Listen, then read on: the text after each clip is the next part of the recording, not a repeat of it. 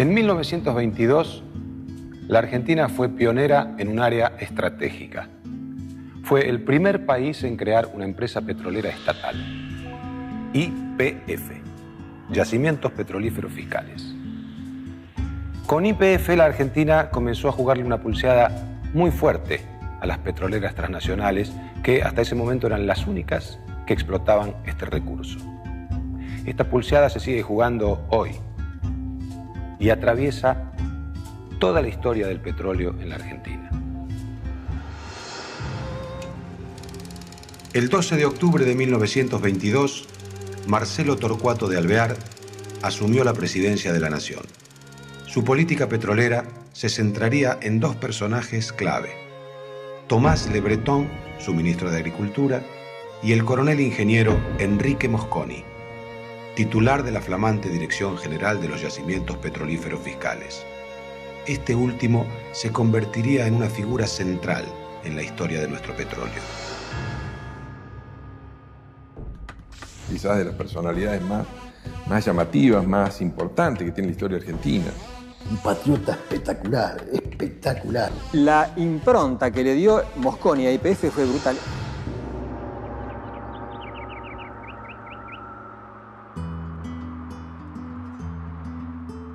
Hablar de General Mosconi es realmente sentirse, ¿cómo le puedo decir?, honrado totalmente. Yo lo califico personalmente como uno de los últimos patriotas. Era tal grado de honradez, de honestidad y patriotismo que tenía este hombre, que realmente si ese ejemplo hubiera cundido en muchos gobernantes, otro sería nuestro país. Él se había recibido en el colegio militar, muy joven, había estudiado ingeniería en la Universidad de Buenos Aires y luego había estudiado ingeniería en Alemania, en Europa. Y su especialidad no era el petróleo, era la aviación. Hijo de un ingeniero italiano que llegó al país contratado para la construcción de los ferrocarriles, en 1920, Mosconi se hizo cargo del servicio aeronáutico del ejército. En esa función se enfrentó por primera vez con el poder de los trusts petroleros. Huico, la empresa que vendía los productos de la Standard Oil, se negó a venderle combustible si no era mediante un pago al contado. En ese momento Mosconi tomó una decisión que cambiaría su historia y la del petróleo argentino. Allí, en el mismo escritorio, me propuse, juramentándome conmigo mismo, cooperar por todos los medios legales a romper los trusts. Sus políticas en YPF cumplirían con este juramento. Su constante prédica y su trabajo personal tienen una meta: la nacionalización del producto. Con sus auspicios nace el poderoso ente fiscal.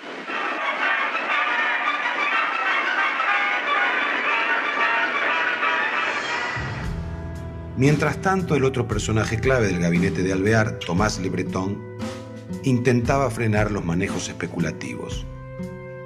El principal problema eran los permisos de cateo que se habían otorgado indiscriminadamente. Empresarios argentinos solicitaban autorizaciones de exploración y después vendían esos derechos a compañías extranjeras a cambio de un canon.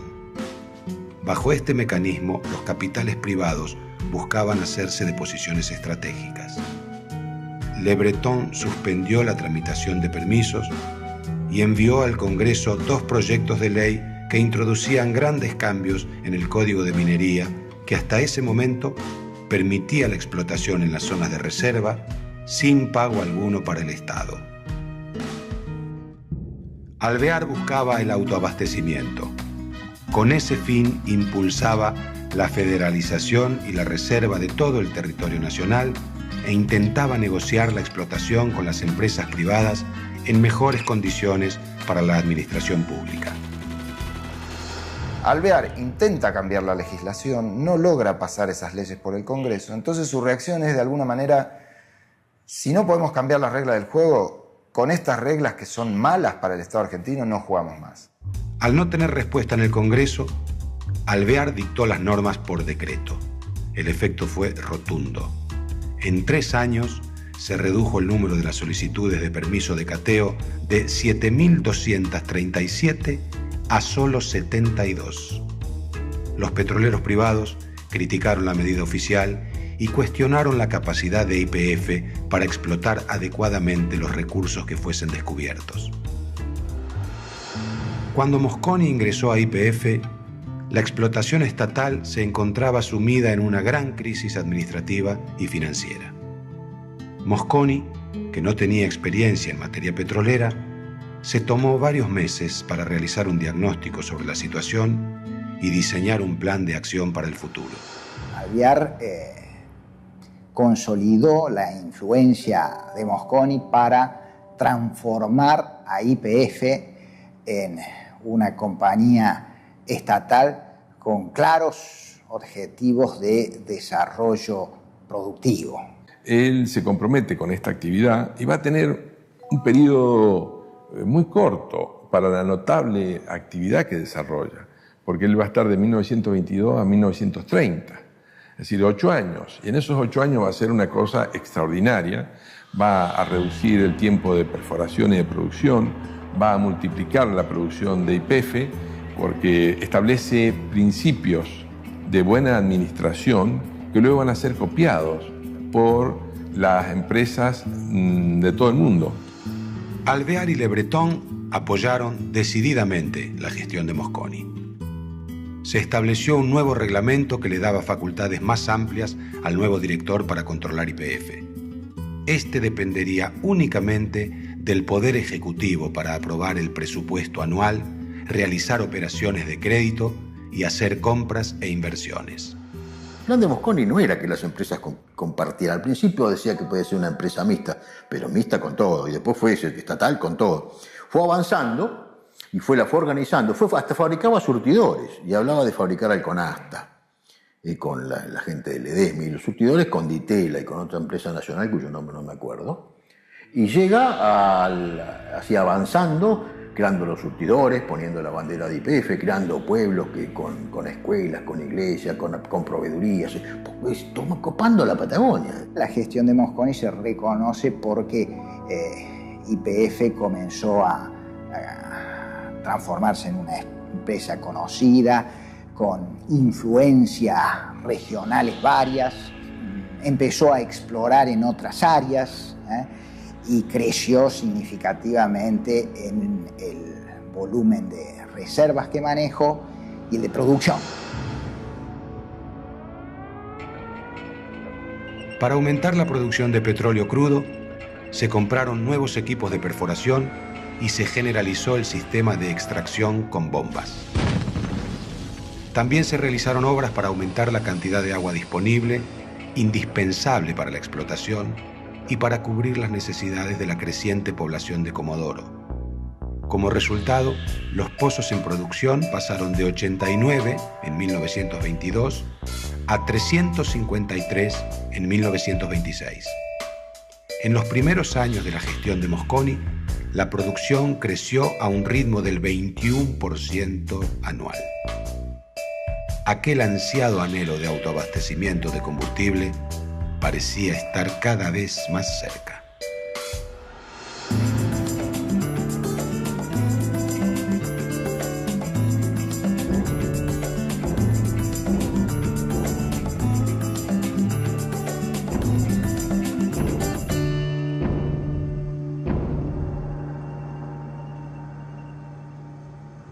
Mosconi reorganizó YPF y mejoró las condiciones de vida de los trabajadores y las condiciones de salud y educación en los yacimientos, que hasta entonces eran muy malas.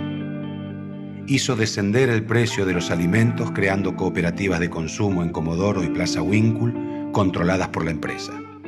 También se construyeron barrios para el personal con viviendas dignas, por el que debían pagar un alquiler muy bajo, y se levantó un hospital.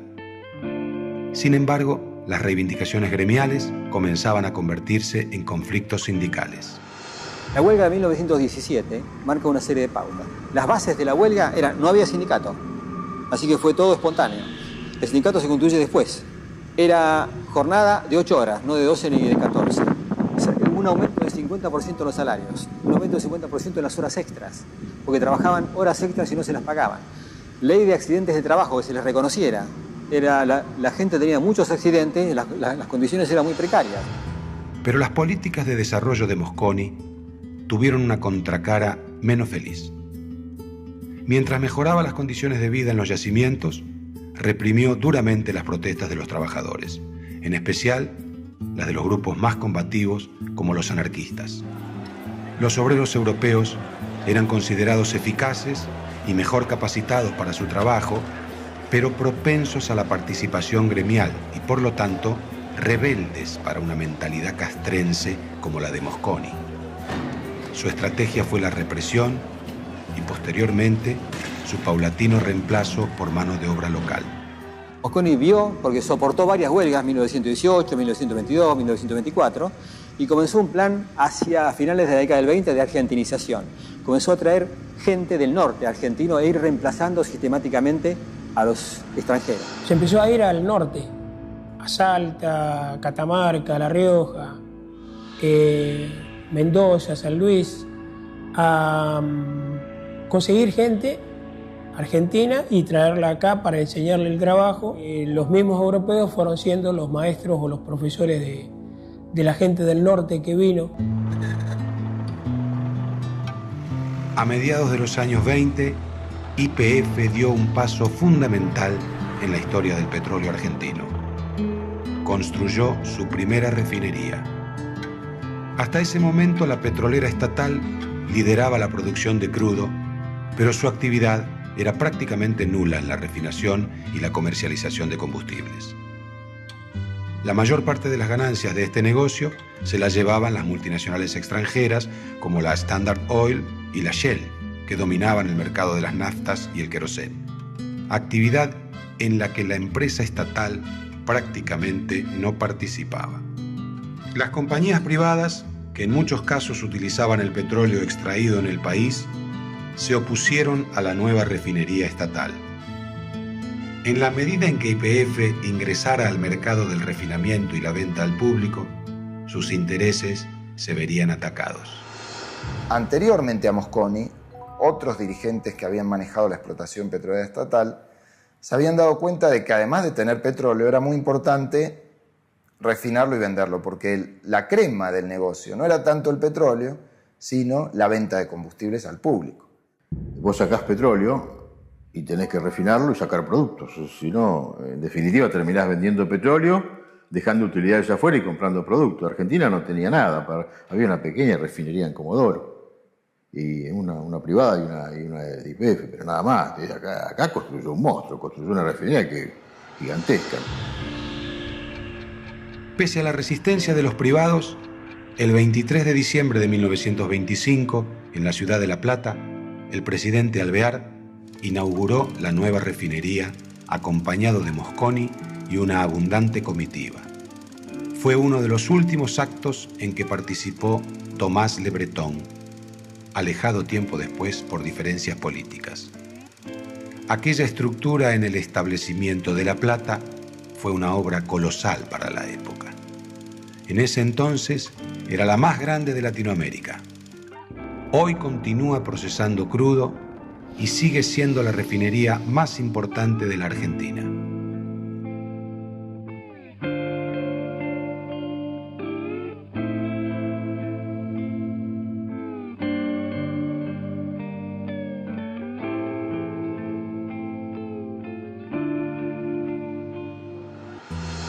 Con la construcción de la refinería, YPF podía participar en todas las fases de la comercialización del petróleo.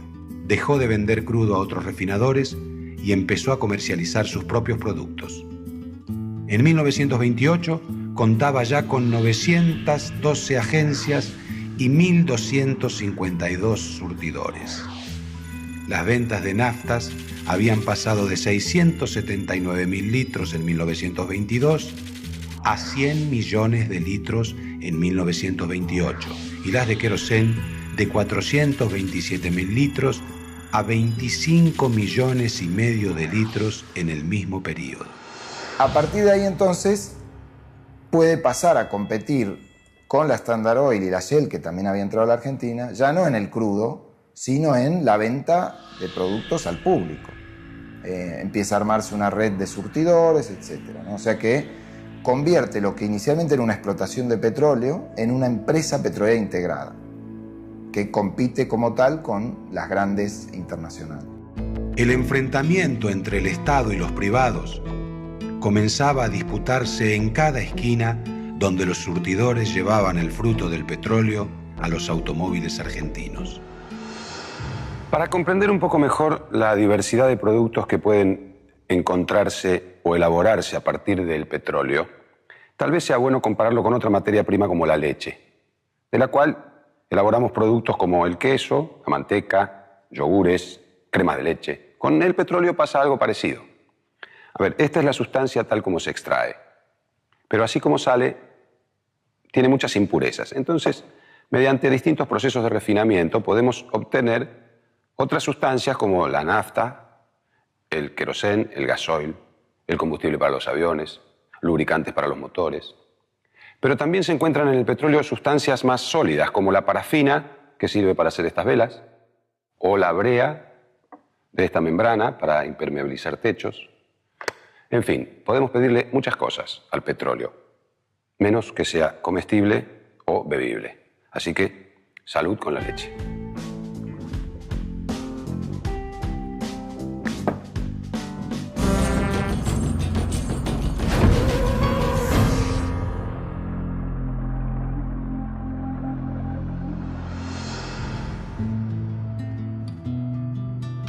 Si bien a nivel mundial se descubrieron nuevos yacimientos y el temor al desabastecimiento desapareció, esto provocó un exceso de oferta y una caída en el precio del petróleo. En la Argentina, nuevas investigaciones geológicas demostraron que, aunque había petróleo, no era tanto ni tan fácil de extraer. Por otra parte, las privadas habían aumentado su nivel de producción y estaban en conflicto con el Estado, que limitaba su avance. Bueno, ya para fines de la década del 20, todo el trabajo que hacen, por un lado YPF y por otro lado estas grandes empresas, que eran las que tenían la mejor tecnología, por otro lado, ¿no? Las grandes petroleras internacionales, entran a Comodoro, entran a Neuquén, aparece también una explotación en Salta, dominada por la Standard Oil. En 1927 comenzó la campaña para llevar nuevamente a Irigoyen a la presidencia. El retorno del viejo caudillo despertaba expectativas y recelos en los diferentes sectores de la opinión pública. Uno de los ejes del regreso fue la nacionalización petrolera. Alvear impulsaba el esquema de empresas mixtas, defendido por Mosconi, y los irigoyenistas proponían el completo monopolio estatal. A favor y en contra se desplegaban argumentos y pasiones, preocupaciones e intereses. Irigoyen llega viejo y le preguntan por qué vuelve a la presidencia y dice: vuelvo por el petróleo. Es decir, que Irigoyen define el objetivo de su segunda presidencia por el tema del petróleo. Si viene con un programa revolucionario, si viene viejo, pero venía para ganar 3 provincias y tener mayoría en el Senado. Si tenía mayoría en el Senado se acababan las concesiones provinciales, todo pasaba a ser de la nación. Y quedaba un monopolio de YPF, anulando las concesiones que venían de la época de Roque y Avellaneda. En la Cámara de Diputados, el debate se profundizó. Había acuerdo sobre la nacionalización, es decir, que el petróleo fuera del Estado Nacional y no de las provincias. Finalmente, el irigoyenismo, aliado con los socialistas independientes, derrotó a la coalición formada por alvearistas, conservadores y socialistas y logró la aprobación del monopolio estatal. La sanción definitiva del proyecto no llegaría nunca. En el Senado, la mayoría conservadora impidió cualquier iniciativa en ese sentido. En abril de 1928, Irigoyen fue elegido presidente por segunda vez. Un año más tarde, llegarían malas noticias del exterior. Una brutal caída en la bolsa de Nueva York haría tambalear a la economía mundial. A partir de la crisis financiera, el modelo agroexportador que había ubicado a la Argentina entre los primeros países proveedores de materia prima del mundo entraría en un periodo de decadencia. Como si fuera poco, la situación política del presidente se agravaba. Con casi 80 años, el caudillo radical ya no era el mismo, y la situación de la Argentina y el mundo eran muy diferentes a los de los años de su primera presidencia. Mientras tanto, la relación entre Irigoyen y Mosconi no era buena.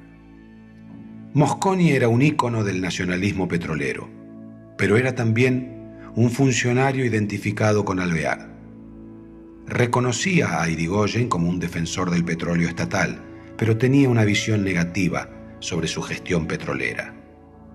Pese a presentar su renuncia reiteradas veces, Mosconi siguió al frente de la empresa estatal entre 1928 y 1930. La continuidad Irigoyen-Alvear, Irigoyen. Acá no hay ningún tipo de discusión que la política es exactamente la misma, por más que alguien pueda inventar al que estaban peleando, no tiene nada que ver, es la misma política petrolera.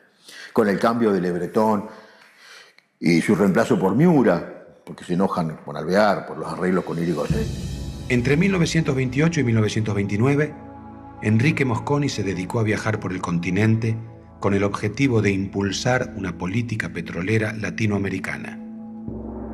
Así nacieron a imagen y semejanza de YPF, ANCAP en Uruguay, Yacimientos Petrolíferos Fiscales Bolivianos, Petrobras en Brasil y Pemex de México. Su prolífica trayectoria y una conducta ejemplar le otorgaron un prestigio internacional no siempre valorado fronteras adentro. En septiembre de 1930, el gobierno de Irigoyen finalmente cae. Un golpe de Estado, liderado por el general José Félix Uriburu, rompe por primera vez la legalidad democrática e inaugura una triste etapa de nuestra historia signada por las intervenciones militares. El irigoyenismo denunció las relaciones entre los golpistas y los intereses petroleros, especialmente la norteamericana Standard Oil. Se esperaba que Uriburu favoreciera a los intereses extranjeros y dejara de lado el proyecto de nacionalización y monopolio petrolero. A pesar de que estos vínculos existieron, no hay pruebas de una participación decisiva de las petroleras internacionales en el golpe. Mosconi fue una de las primeras víctimas políticas del gobierno de Uriburu. Se le inició un sumario por la supuesta aplicación indebida de fondos de YPF y después fue enviado a Europa en misión profesional. Cuando volvió, ya bajo la presidencia de Agustín P. Justo, fue nombrado director de tiro y gimnasia del ejército. En 1933 se retiró del ejército. Poco después publicó su libro El petróleo argentino y la ruptura de los trusts petrolíferos inglés y norteamericano el 1 de agosto de 1929, donde por última vez levantaba las banderas antitrust. Murió en Buenos Aires el 4 de junio de 1940. Tenía solo 9 pesos en su cuenta bancaria. La gestión petrolera de Uriburu nacía sospechada. La presencia en su gabinete de figuras vinculadas a intereses extranjeros hacía pensar en una política más favorable a estas compañías. Había expectativas de que se revirtieran las políticas nacionalistas de Alvear e Irigoyen y se habilitara nuevamente la libre explotación y comercialización. Entonces hay una expectativa de que no solamente esa idea del monopolio estatal va a desaparecer, sino de que Uriburu va a ir en contra de YPF y va a dar más posibilidades a las empresas privadas para que entren en esas reservas estatales, en Comodoro, en Winkle. Eso no sucede, porque si bien Uriburu tenía esos vínculos, también era muy nacionalista. Uriburu, rodeado de empresarios de empresas privadas, no puede designar al frente de YPF a alguien que la destruya, sino que las Fuerzas Armadas y al pueblo le dicen, no, YPF ya está, no se toca. Si bien el gobierno de facto enterró definitivamente el proyecto irigoyenista de nacionalizar y monopolizar el petróleo, YPF seguía creciendo como empresa.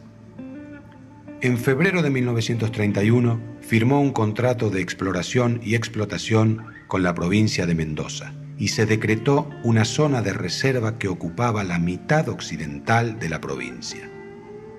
En Salta, la Standard Oil intentó una operación similar, pero fracasó, en parte porque las autoridades de YPF se opusieron.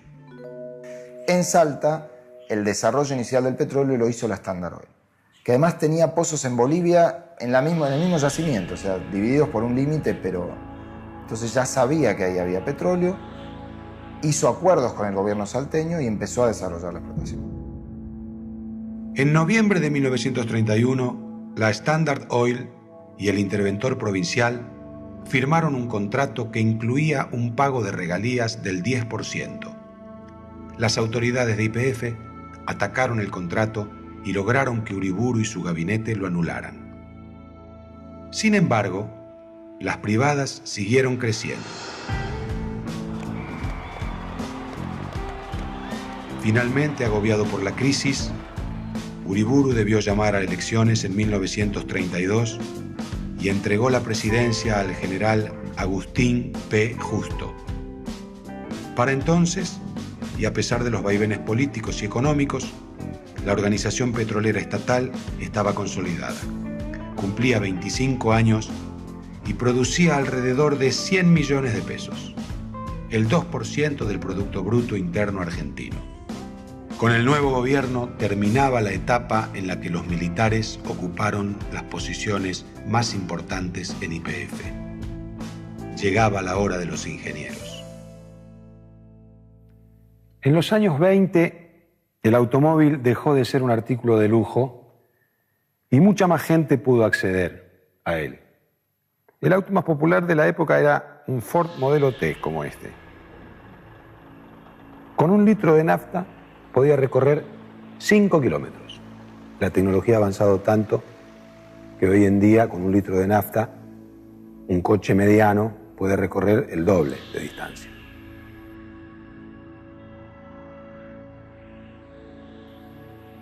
La energía ya estaba contenida en el combustible. La tecnología contribuyó a aprovecharla mejor. El desafío para los próximos años es encontrar nuevas fuentes de energía tan eficientes como el petróleo, pero menos contaminantes. Hasta la próxima.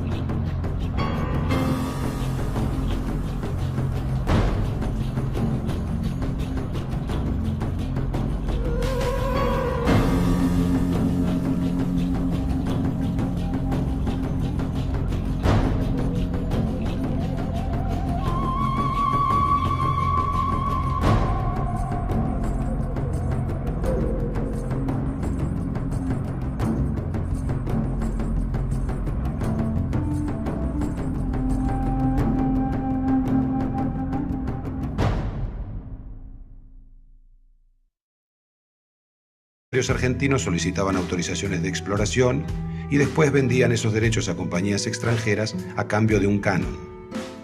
Bajo este mecanismo, los capitales privados buscaban hacerse de posiciones estratégicas.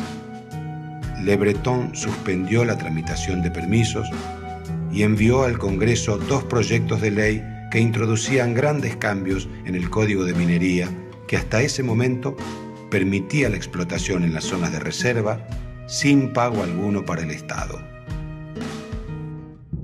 Alvear buscaba el autoabastecimiento. Con ese fin impulsaba la federalización y la reserva de todo el territorio nacional e intentaba negociar la explotación con las empresas privadas en mejores condiciones para la administración pública. Alvear intenta cambiar la legislación, no logra pasar esas leyes por el Congreso, entonces su reacción es de alguna manera: si no podemos cambiar las reglas del juego, con eso... Su historia y la del petróleo argentino. Allí, en el mismo escritorio, me propuse, juramentándome conmigo mismo, cooperar por todos los medios legales a romper los trusts. Sus políticas en YPF cumplirían con este juramento. Su constante prédica y su trabajo personal tienen una meta: la nacionalización del producto.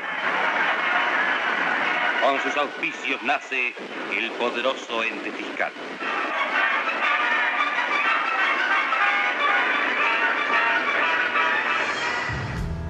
Mientras tanto, el otro personaje clave del gabinete de Alvear, Tomás Le Breton, intentaba frenar los manejos especulativos. El principal problema eran los permisos de cateo que se habían otorgado indiscriminadamente.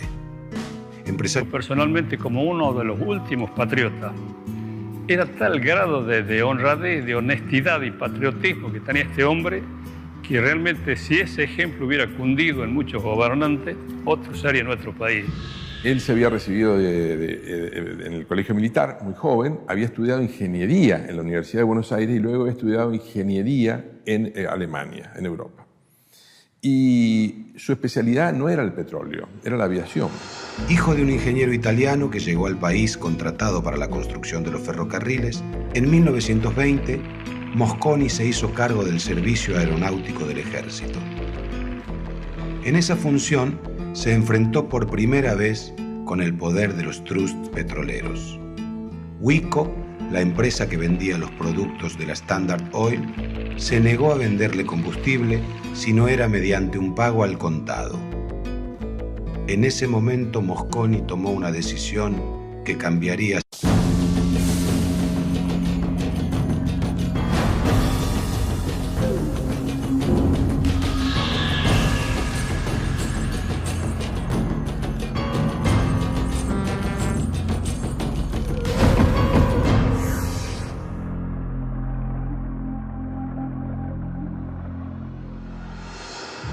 En 1922, la Argentina fue pionera en un área estratégica. Fue el primer país en crear una empresa petrolera estatal, YPF, Yacimientos Petrolíferos Fiscales. Con YPF, la Argentina comenzó a jugarle una pulseada muy fuerte a las petroleras transnacionales, que hasta ese momento eran las únicas que explotaban este recurso. Esta pulseada se sigue jugando hoy y atraviesa toda la historia del petróleo en la Argentina. El 12 de octubre de 1922, Marcelo Torcuato de Alvear asumió la presidencia de la Nación. Su política petrolera se centraría en dos personajes clave: Tomás Le Breton, su ministro de Agricultura, y el coronel ingeniero Enrique Mosconi, titular de la flamante Dirección General de los Yacimientos Petrolíferos Fiscales.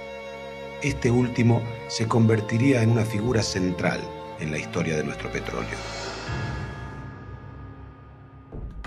Quizás de las personalidades más llamativas, más importantes que tiene la historia argentina.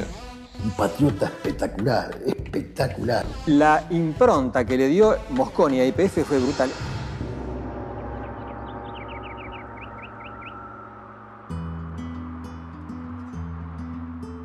Hablar de General Mosconi es realmente sentirse, ¿cómo le puedo decir?, honrado totalmente. Yo lo califico